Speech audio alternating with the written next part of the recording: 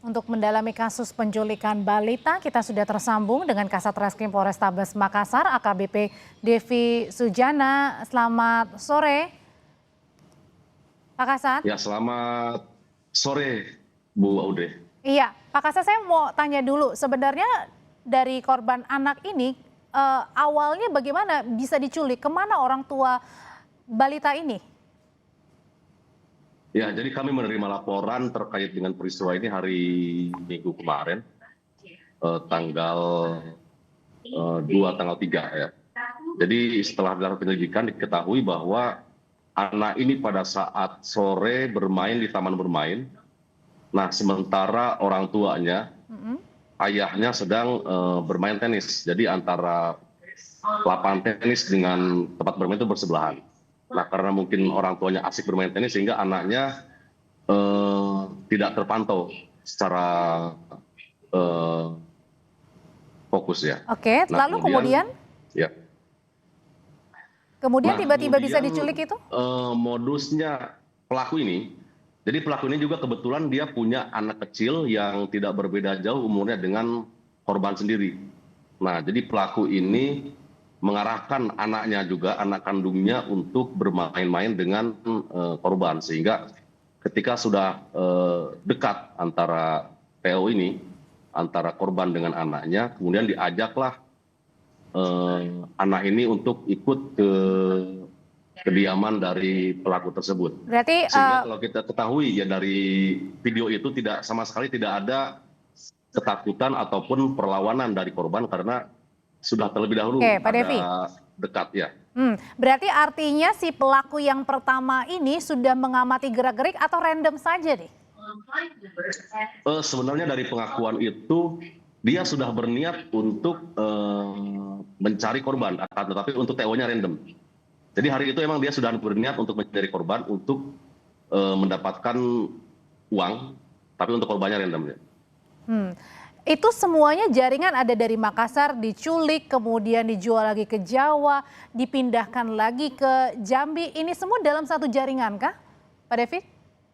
Ya, jadi perlu disampaikan juga bahwa antara pelaku pertama dengan yang kedua yang kita amankan di Jawa Tengah, di Sukoharjo, dia tidak saling mengenal awalnya. Nah, mereka mengenal dari salah satu grup medsos. Di sana grup Facebook ada biasanya menjelaskan, di sana dibahas tentang adopsi anak dan sebagainya. Nah, akan tetapi orang yang kedua yang kita amankan di Jawa Tengah ini sering memposting ataupun sering menawarkan anak-anak untuk diadopsi. Nah itu dari sanalah mereka saling kenal. Nah kemudian antara pelaku yang kita amankan di Jawa Tengah dengan juga yang di Jambi, mereka memang sering melakukan transaksi sebelumnya. Oke, jadi artinya adalah ada orang yang mencari untuk anak yang diadopsi begitu. Lalu kemudian hal ini dimanfaatkan atau memang bukan ada hal yang ada yang tadi adopsi, jangan-jangan ya memang untuk perdagangan orang saja, perdagangan balita? Ya, dari hasil penyelidikan, Mbak, dari hasil penyelidikan ada beberapa yang sudah mereka lakukan. Seperti yang kita amankan di Jambi, dia sudah melakukan 9 kali hal serupa. Kemudian untuk yang di Jawa Tengah tersebut sudah melakukan 3 kali. Akan tetapi tidak menutup kemungkinan mereka melakukannya lebih dari itu. Karena kita lihat dari aktivitas media sosialnya dari kedua belah pihak tersebut, sudah lama mereka melakukan hal tersebut. Dan dia sering ada komunikasi dengan pihak-pihak lain yang menanyakan ataupun menawarkan tentang bayi ataupun anak kecil yang mungkin bisa ditransaksikan. Oke, nah itu sudah dilihat juga jaringan di dalamnya, apakah memang bermainnya di media sosial kah? Sementara ya hasil penyidikan dari sana, Pak. Oke, nah dari barang bukti sendiri apa pada saat yang pertama kali Pak Kasat dan juga tim begitu temukan dari balita ini pada saat pertama kali ditemukan di Jambi? Kondisinya seperti apa?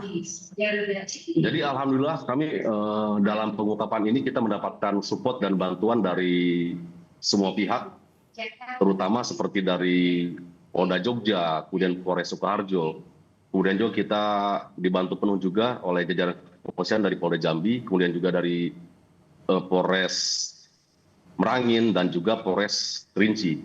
Nah, ketika korban ini sudah berada di tangan terakhir, yaitu di komunitas masyarakat di pedalaman Jambi di Berangin, kami mendapatkan bantuan penuh untuk komunikasi dengan masyarakat tersebut sehingga kita bisa bertemu dan juga kembali kita bawa korban tersebut dalam keadaan selamat.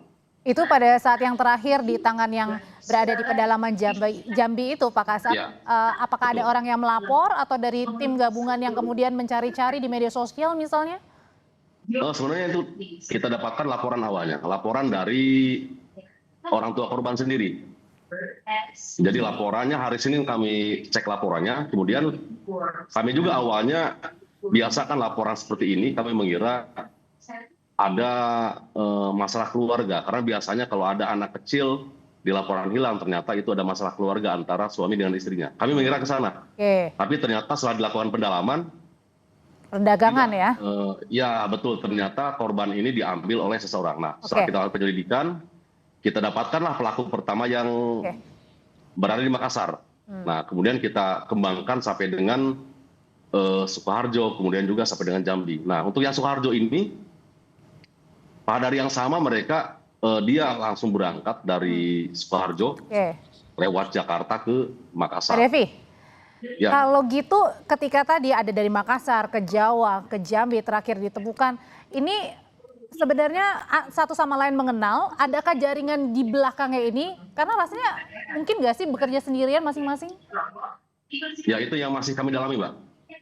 Masih kami dalami, kami pelajari juga, kami juga berkoordinasi dengan Bareskrim, Direktorat TPPO, kemungkinan adanya dia terlibat dengan jaringan di atasnya ataupun jaringan lain yang mungkin, karena kan dari bahasa penyelidikan, dari yang di Jambi sendiri, dia sudah melakukan transaksi dengan 9 anak kecil. Nah, kita belum tahu juga ini anak ini dari mana berasal, Oke. kemudian juga dia transaksikan kemana. Ini masih kami dalami, kami berkoordinasi juga dengan Oke, baik. Bareskrim juga. Kita tunggu pengungkapannya lebih dalam. Terima kasih Kasat Reskrim Polrestabes Ya. Makassar, AKBP Devi Sujana.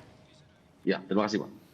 Saudara, setelah jeda ada informasi lainnya. Ledakan yang terjadi di SMA Negeri 72 Jakarta menjadi alarm bagi ruang aman untuk anak. Mitigasi terkait aksi perundungan harus segera dilakukan agar kejadian serupa tidak terjadi lagi. Sesaat lagi ulasannya kami hadirkan.